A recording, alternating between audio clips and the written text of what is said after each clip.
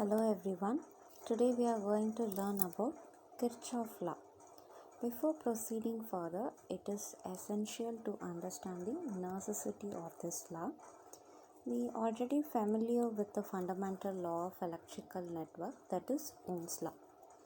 So Ohm's law அப்படினா என்னன்னா, so if we are considering a 2 point, let point A and point B. So இதை வந்து நான் என்ன பண்ணுறேன்னா, ஒரு கண்டக்டர் வச்சு கனெக்ட் பண்ணுறேன். இன் பிட்வீனில் we are connecting a battery. So Ohm's law அப்படிங்கிறது ஜென்ரலாகவே வந்து it is only applicable for constant temperature.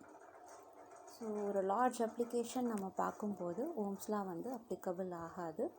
But இருந்தாலும் it is the basic law of electrical network which is very very important. So if we are considering a 2 point, so இந்த மாதிரி நம்ம 2 point consider பண்ணும்போது ஒரு point ஏல வந்து if we have a 50 electrons and point பியில் வந்து we have a 20 electrons. So இந்த 2 பாயிண்ட்டுக்குள்ள டிஃப்ரென்ஸை தான் நம்ம பொட்டன்ஷியல் டிஃப்ரென்ஸ் அப்படின்னு சொல்கிறோம். அதாவது 50 - 20 that is 30. So Ohm's law அப்படிங்கிறது என்னென்னா, constant temperature the potential difference between 2 conductor and the current through it.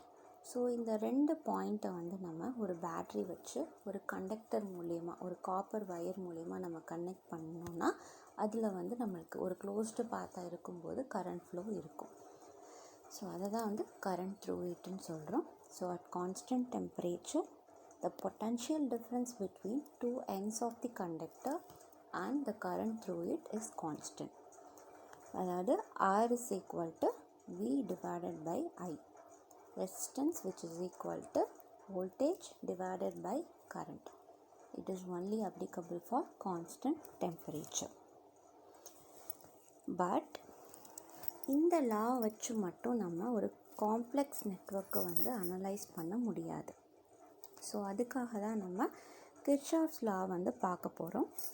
So before proceeding to the laws, we shall first review some basic electrical terms that are very essential for understanding these laws as well as many upcoming laws and network theorems. இதுக்கப்புறம் நம்ம நிறையா loss பார்ப்போம், mesh analysis பார்ப்போம், nodal analysis, தென் multiple theorems பார்ப்போம். So இது எல்லாத்துக்குமே வந்து we should know about these basic electrical terms.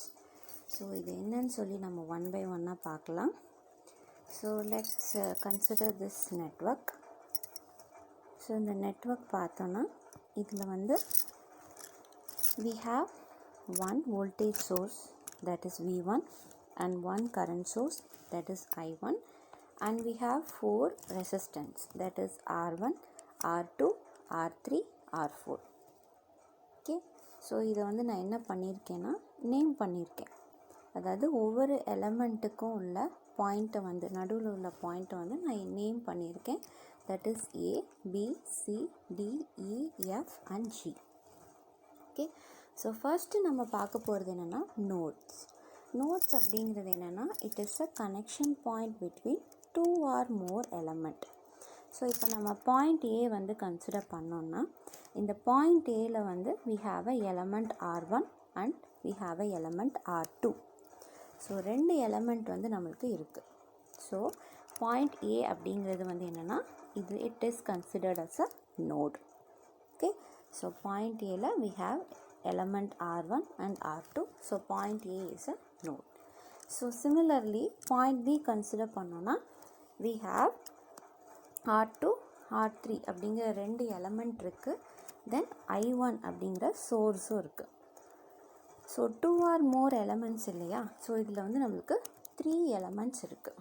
So அப்போ பாயிண்ட் பியும் வந்து ஒரு நோட். தென் பாயிண்ட் சி நம்ம பார்த்தோன்னா R3ங்கிற ஒரு எலமெண்ட் இருக்குது, R4ங்கிற ஒரு எலமெண்ட் இருக்குது. ஸோ இந்த 2 எலமெண்ட்டுக்கு நடுவில் உள்ள பாயிண்ட்டை தான் நம்ம நோடுன்னு சொல்லுவோம். So point C is also considered as a node. Then let's see point D. So point டியில் பார்த்தோன்னா, so we have one element that is R4. Here we don't have any other element or source. Okay, so இதை வந்து நம்ம நோடுன்னு சொல்ல முடியாது. So point D alone is not a node. Then let's see point E. So point ஈயில் நம்ம பார்க்கும்போது எப்படி இருக்குன்னா, இங்கேயும் நம்மளுக்கு எந்த எலமெண்ட்டும் இல்லை, இங்கேயும் எந்த எலமெண்ட்டும் இல்லை, இங்கே ஒரே ஒரு சோர்ஸ் மட்டும் இருக்குது. So point E is alone not a node. Let's see point F. Point எஃப்பில் பார்த்தோன்னா ஒரு சோர்ஸ் இருக்குது, தட் இஸ் V1. இந்த சைடில் பார்த்தோன்னா எதுவுமே இல்லை. ஸோ பாயிண்ட் எஃப்பும் நோட் வந்து கிடையாது. பட் இங்கே ஒரு இம்பார்ட்டண்ட் பாயிண்ட் நம்ம என்ன பார்க்க போகிறோன்னா, இது ரொம்ப ரொம்ப இம்பார்ட்டண்டான பாயிண்ட்டை. இந்த சின்ன பாயிண்ட்டை நம்ம ஞாபகம் வச்சுட்டோன்னா நம்ம ஃபர்தராக பார்க்கக்கூடிய நிறைய தியரம்ஸ் அண்ட் லாஸ்லாம் பார்ப்போம். அது எல்லாத்துலேயுமே வந்து இது அப்ளிகபிளாக இருக்கும். ஸோ இந்த பாயிண்ட் வந்து ரொம்ப ரொம்ப இம்பார்ட்டன்ட். பாருங்கள், that is short circuit point represent only one node. அப்படின்னா என்னென்னா, ஸோ இந்த பாயிண்ட் மட்டும் பார்த்துக்கோங்க. இந்த பார்ட் மட்டும் நீங்கள் எடுத்துட்டிங்கன்னா, இந்த பார்ட்டில் வந்து உங்களுக்கு எந்த எலமெண்ட்டும் இருக்காது, சோர்ஸும் இருக்காது. அதாவது FED இந்த மாதிரி எலமெண்ட் அண்ட் சோர்ஸ் எதுவுமே இல்லாத அந்த கண்டக்டர் இருக்குது இல்லையா, அதை தான் வந்து என்னன்னு சொல்லுவாங்கன்னா ஷார்ட் சர்க்யூட் பார்ட் அப்படின்னு சொல்லுவாங்க. ஸோ இந்த ஷார்ட் சர்க்யூட் பார்ட்டில் வந்து நமக்கு எப்போவுமே என்னன்னு சொல்லியிருக்காங்க, it represent only one node. இந்த மாதிரி ஒரு பார்ட் இருந்துச்சுன்னா அதை நம்ம ஒரு சிங்கிள் நோடாக கன்சிடர் பண்ணிக்கணும். அதாவது எஃப் தனியாக, இ தனியாக, டி தனியான்னு தனித்தனி நோடாக நம்ம கன்சிடர் பண்ணக்கூடாது. இது எல்லாமே சேர்ந்ததை வந்து நம்ம ஒரே ஒரு நோடாக வந்து கன்சிடர் பண்ணிக்கணும். அதை நான் வந்து ஈன்னு சொல்லி நேம் பண்ணுறேன். ஓகே, ஒரு டிஃப்ரென்சியேஷனுக்காக இ டேஷ்ன்னு கூட நீங்கள் வச்சுக்கலாம். ஓகே, ஸோ அப்போ இந்த இ பாயிண்டில் வந்து நமக்கு என்ன இருக்குன்னா, ஷார்ட் சர்க்யூட் பாயிண்ட்டாக நம்ம கன்சிடர் பண்ணோன்னா நம்மளுக்கு சர்க்யூட் வந்து இந்த மாதிரி வரும். ஸோ இந்த மாதிரி நம்ம சர்க்யூட் இருக்கும்போது ஈயில் வந்து நமக்கு என்ன இருக்குது, இது இ டேஷ்ன்னு வச்சுக்கோங்க. V1 அப்படிங்கிற ஒரு சோர்ஸ் இருக்குது, I1ங்கிற சோர்ஸ் இருக்குது, தென் R1ங்கிற சோர்ஸ் இருக்குது. ஸோ இதை நம்ம ஒரு சிங்கிள் நோடாக கன்சிடர் பண்ணுறோம். ஸோ இது நம்ம நோட் பாயிண்ட் கிடையாது. ஸோ அப்போ ஈயும் வந்து it is considered as one of the node. இட் கன்சிஸ்ட் இதில் என்னென்ன எலமெண்ட் என்னென்ன கனெக்ட் பண்ணியிருக்காங்கன்னா V1, I1 and R4. Okay, so டோட்டலாக இந்த நெட்வொர்க்கில் நம்மளுக்கு எவ்வளோ நோட்ஸ் இருக்குன்னா 5 நோட்ஸ் வந்து இருக்குது. ஸோ நெக்ஸ்ட் நம்ம பார்க்க போகிறது என்னென்னா ஜங்ஷன். ஸோ ஜங்ஷன் அப்படிங்கிறது என்னென்னா connection point between 3 or more element.